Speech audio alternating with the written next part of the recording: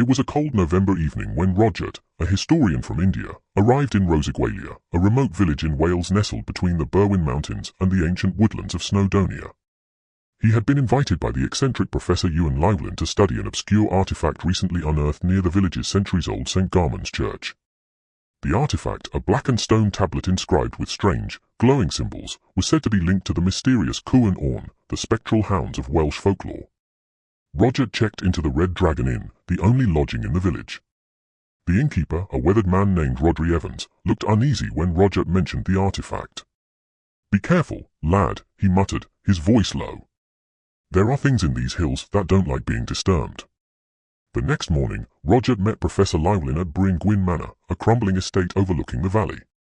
Llewellyn was an imposing figure with wild white hair and an intensity that matched the storm brewing in the skies. He explained the artifact's legend, an ancient key to a hidden portal in Coed y Glyn, the forest that bordered Rhosygwalia. "The locals fear the Cŵn Orn, but this could be the greatest discovery of our time," Llewellyn said, his eyes gleaming.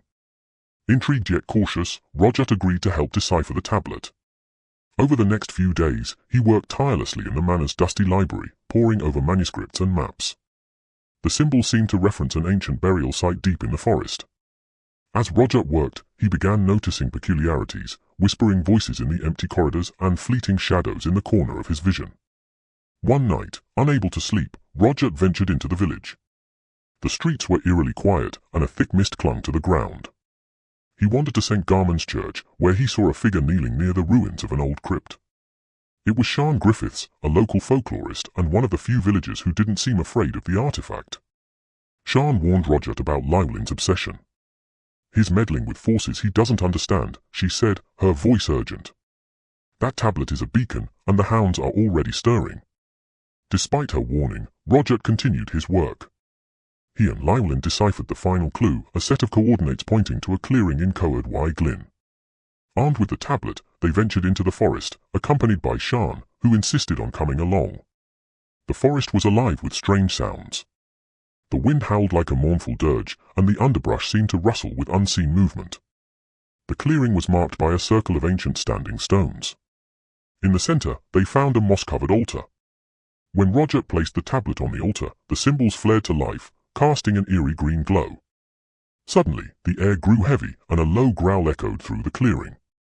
Out of the shadows emerged the Cŵn Orn. Spectral hounds with glowing red eyes and mist trailing from their ghostly forms.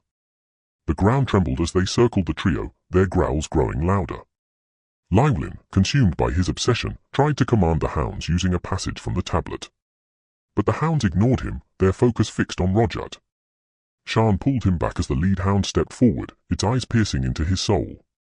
To his shock, Roger felt no fear, only a strange sense of recognition, as if the hound knew him. In a flash, the hounds turned and vanished into the forest, leaving the clearing silent. Llewellyn, shaken and defeated, muttered about unfinished research before retreating back to the manor. Sian, however, looked at Roger with a mix of awe and curiosity. "They spared you," she said. "Perhaps you were meant to find the tablet, not him." Roger left Rhosygwalia the next day, the tablet locked safely away. He couldn't shake the feeling that the hounds had been guarding something far greater than the portal, a truth too ancient and powerful to comprehend.